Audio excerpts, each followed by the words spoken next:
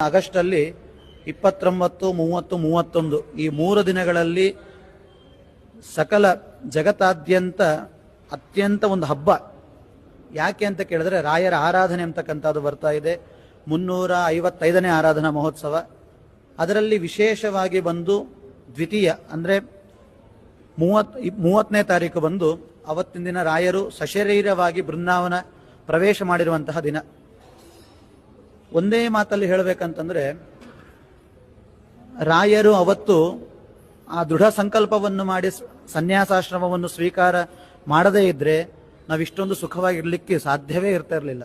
ಯಾಕೆಂತ ಕೇಳಿದ್ರೆ ವೆಂಕಟನಾಥರು ಬಂದರು, ರಾಯರಾಗಿ ಬದಲಾವಣೆ ಆಗ್ತಾರೆ, ಅರ್ಥಾತ್ ಸನ್ಯಾಸಾಶ್ರಮವನ್ನು ತಗೊಳ್ತಾರೆ. ಬಂದಾಗ ಏನೇನು ಕಾರ್ಯಗಳು ಮಾಡಿದ್ರಂತಂದ್ರೆ ಪರಿಮಳಾದಿ ಗ್ರಂಥಗಳನ್ನು ರಚನೆ ಮಾಡಿದರು. ಇವಾಗ ಎಲ್ಲಾ ಗ್ರಂಥಗಳಲ್ಲಿ ಉದ್ಗ್ರಂಥ ಅಂತಂದ್ರೆ ನ್ಯಾಯಸುಧ. ಇವಾಗ ಬರುವಂತಹ ಆಗಸ್ಟ್ ಅಲ್ಲಿ